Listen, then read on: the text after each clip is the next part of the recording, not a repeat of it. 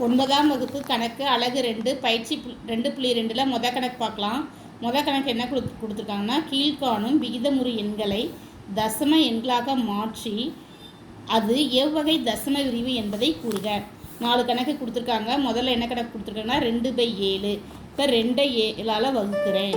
இப்போ 2/7 வகுத்தா 2ல் 7 இருக்காது, அதனால் இங்கே புள்ளி வச்சு நான் 0 சேர்த்துக்கிறேன்.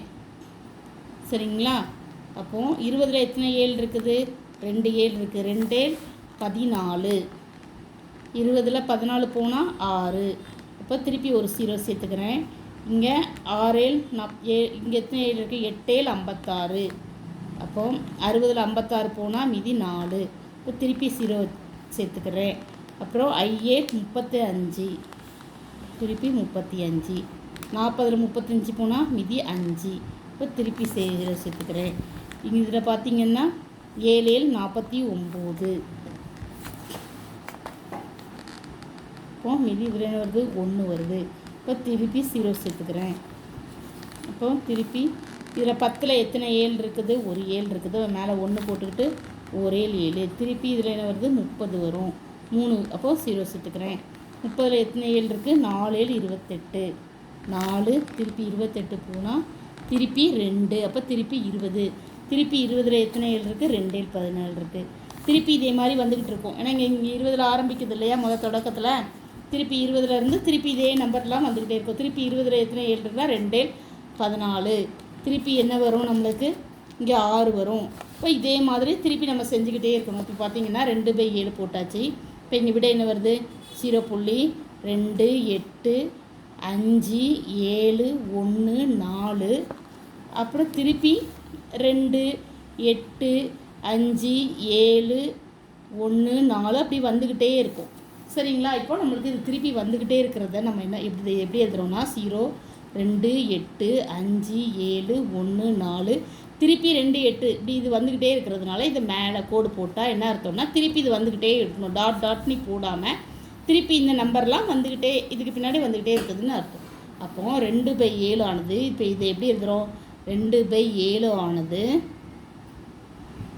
முடிவுறா தசம எண். முடிவுறா சுழல் தசம எண். சுழல் தன்மை தசம எண். சரிங்களா? முடிவுறா சுழல் தன்மை தசம எண். இதுதான் விடை. அடுத்த கணக்கு பார்க்கலாங்களா? புரியுதுங்களா? இப்போ அடுத்த கணக்கு நம்மளுக்கு கலப்பு பின்னத்தில் கொடுத்துருக்காங்க. நாம் அதை சகா பின்னமாக மாற்றி எழுதுகிறோம். -58/5 11 55. 55 கூட இந்த 3 கூட்டினா 58. இப்போ -58/11. இப்போது நான் இந்த 11 58ஆல் 11ஆல் வகுக்கிறேன். 58. 58ல் 11 எத்தனை வாட்டி இருக்குது? 5 வாட்டி இருக்குது. 5 11 55. 8ல் 5 போனால் எத்தனை? 3. இங்கே 3ல் 11 இருக்காது. அப்போ இங்கே புள்ளி வச்சுட்டு இங்கே 0 சேர்த்துக்கிறோம். இப்போ 30ல் எத்தனை 11 இருக்குது? 2 11. 2 11 22. 30ல் 22 போனால் 8. இப்போ திருப்பி இங்கே ஒரு 0 சேர்க்குறேன். 7 11 60. திருப்பி 7 11 77.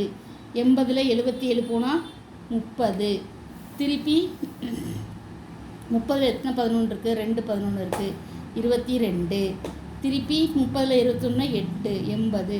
திருப்பி 80ல் எத்தனை 11 இருக்குது? 7 11 77. இந்த மாதிரி வந்ததே திருப்பி 27 27 5.27 27 நம்மளுக்கு வந்துக்கிட்டே இருக்கும். சரிங்களா? 80ல் 27 போனால் மீதி 3. அப்போது திருப்பி 0 சேர்த்து விடணும். அப்போது இதுலேருந்து நம்மளுக்கு என்ன வருது? இதை -5 புள்ளி. இங்கே மைனஸ் இருக்கிறதுனால மைனஸ் போட்டுக்கிறோம். -5 புள்ளி 27 27 27 27ன்னு சொல்லக்கூடாது. 2 7 2 7ன்னு சொல்லிட்டுருக்கணும். அப்படியே போயிட்டே இருக்கணும். அப்போது இது எப்படி எழுதலாம்னா -5 புள்ளி 27க்கு நேராக மேலே பார் போட்டுக்கலாம், கோடு போட்டுக்கலாம். இப்போ 27 27 27ன்னு போயிட்டே இருக்குன்னு அர்த்தம். அப்போது therefore -5/3/11 ஆனது முடிவுறா சுழல் தன்மை உடையது.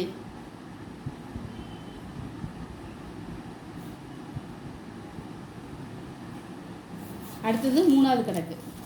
3வது கணக்கு என்ன கொடுத்துருக்காங்க? 22/3. சரிங்களா? இப்போ 22 நம்ம 3ஆல் வகுக்கிறோம். 22 3 7 3 21. மீதி என்ன இருக்கும்? 1 இருக்கும்.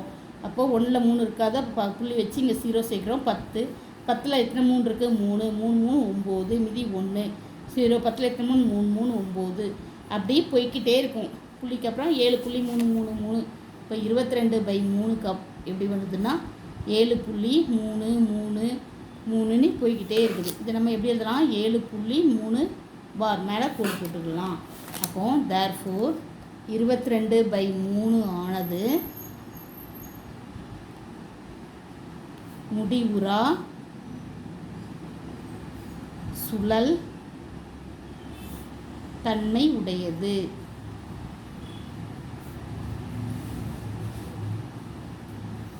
அடுத்தது 4வது கணக்கு. 4வது கணக்கு என்ன கொடுத்துருக்காங்க? 327/200ன்னு கொடுத்துருக்காங்க. இப்போ 327 நாம் 200ஆல் வகுக்க போகிறோம். சரிங்களா? இப்போ 327 எத்தனை 200 இருக்குது? ஒரு 200 இருக்குது. 200 போட்டால் என்ன வரும்? இதை கழிக்கிறோம். 127 வரும் கழிச்சா. இப்போ 127 200 இல்லை. அப்போ புள்ளி வச்சுட்டு இங்கே 0 சேர்க்கும். இப்போது இது 1270. இதில் எத்தனை 200 இருக்குது? 6 2 12. அப்போது 12 200. சரி 6 200. 6 2 12 1200. இப்போ இதை கழிச்சிங்கன்னா 0 இங்கே 70 வருமா? திருப்பி இங்கே 0 சேர்த்துக்கிறோம். 700ல் எத்தனை 200 இருக்குது? 3 3 2 600. பார்த்தீங்கன்னா இங்கே 0 0 7 6 போச்சுன்னா 100. 100ல் 200ல் அப்போ திருப்பி ஒரு 0 சேர்த்துக்கிறேன். இப்போ 5 5 200 1000. இப்போ பார்த்தீங்கன்னா இங்கே மீதி வந்து 0 வந்துடுது. அப்போது தேர்ஃபோர் இப்போ விட என்ன வருது? இது வகுத்தா 1.635 முடிஞ்சிருது. சரிங்களா? அப்படியே தொடர்ந்து வரல தொடர்ந்து அப்படியே வந்துக்கிட்டே இல்லை, முடிஞ்சிருது. 1.635 தான் விடை. அப்போது தேர்ஃபோர் 327/200 ஆனது முடிவுறு தசம எண் ஆகும்.